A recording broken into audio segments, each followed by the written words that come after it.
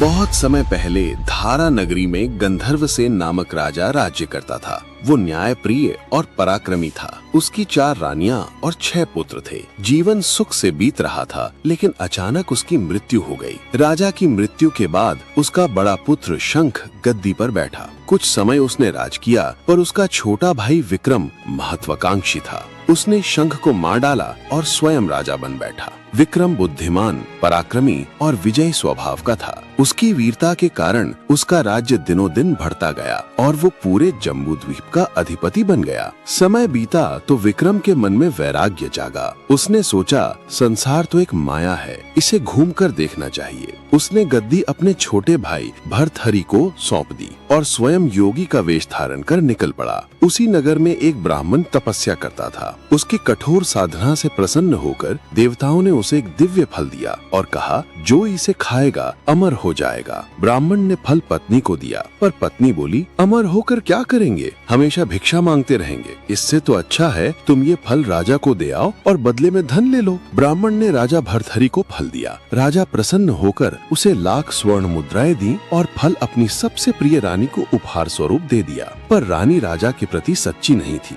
उसका संबंध नगर कोतवाल से था। उसने फल कोतवाल को दे दिया। कोतवाल भी एक वैश्या के पास जाया करता था। उसने वो फल वैश्या को भेंट कर दिया। वैश्या ने समझा कि ऐसा फल तो केवल राजा के ही योग्य है और वो फल भर्तहरि को लौटा लाई। राजा ने जब फल को पहचाना तो उसका हृदय टूट गया। उसने रानी से पूछा, उस फल का क्या किया? रानी ने झूठ बोला, मैंने खा लिया। राजा ने फल दिखाया तो रानी सकपका गई और सब सच बता दिया। सच्चाई जानकर भर्तहरि का मोह भंग हो गया। उसने सोचा, ये संसार छल और माया का जाल है, इसमें कोई अपना नहीं। उसने वो फल स्वयं खा लिया, राजपाट त्याग दिया और योगी बनकर वन चला गया। भर्तहरि के चले जाने से धारा नगरी का राज सिंहासन खाली हो गया। देवताओं के राजा इंद्र ने नगर की रक्षा के लिए एक देव को भेजा। वो रात दिन चौकसी करता। कुछ समय बाद विक्रम को समाचार मिला कि भर्तहरि ने गद्दी त्याग दी है। वो आधी रात नगर पहुंचा। द्वार पर देव ने उसे रोका और कहा, मैं इंद्र के आदेश से यहाँ की रक्षा कर रहा हूँ। यदि तुम सच्चे राजा विक्रम हो तो पहले मुझे युद्ध में परास्त करो। युद्ध हुआ